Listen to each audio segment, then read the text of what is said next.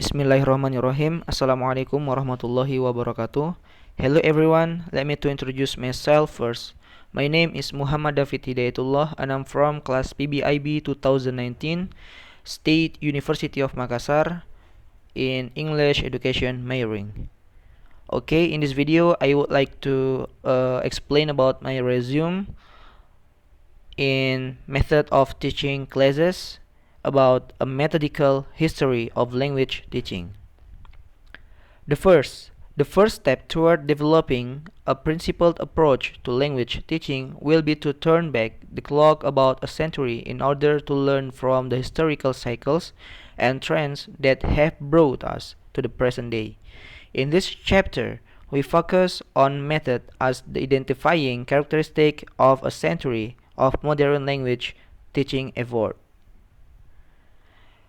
Edward Anthony, in 1963, explained about the meaning of method, approach, and techniques. The method was described as an overall plan for systematic presentation of language based upon a selected approach. A set of assumptions dealing with the nature of language learning and teaching. The techniques were the specific activities manifest in the classroom that were consistent with a method and therefore were in harmony with an approach as well. Jack Richards and Theodore Rogers in 1982. The method was an umbrella term for the specification and interrelation of theory and practice. Approach: it defines assumptions, beliefs, and theories about the nature of language and language learning. The design specifies the relationship of those theories to classroom materials and activities.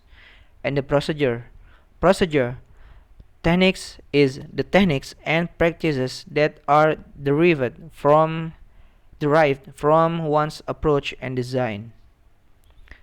The first method is grammar translation method. Classes are taught in the mother tongue with little active use of the target language. Much vocabulary is taught in the form of list of isolated words. Long, elaborate explanation of the intricacies of grammar are given. Grammar provides the rules for putting words together, and instruction often focuses on the form and inflection of words. Little or no attention is given to pronunciation. Reading is difficult classical text in begun earlier.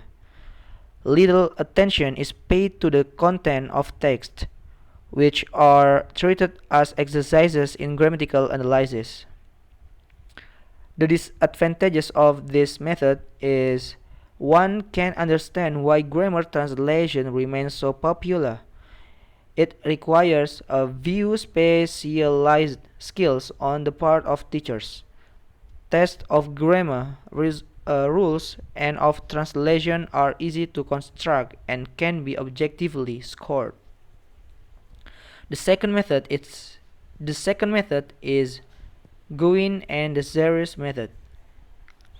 His 3 years old nephew was going through the stage of child language acquisition. The child must hold the secret to learning a language, he said. And language learning is primarily a matter of transforming perception into the conception.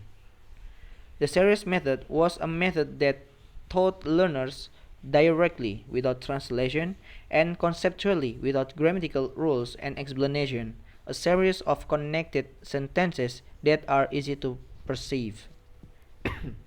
Next, the third method is the direct method.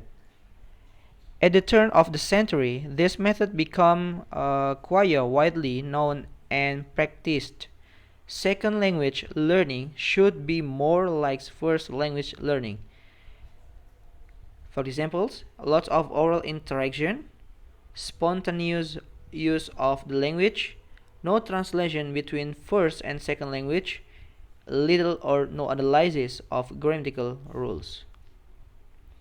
The disadvantages of this method are: the first is weak theoretical foundations, and it didn't take hold in the United States. The fourth, the audiolingual method.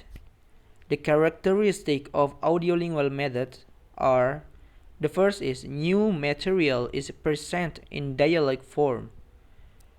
The second, there is a dependence on mimicry, memorization of set process, and overlearning.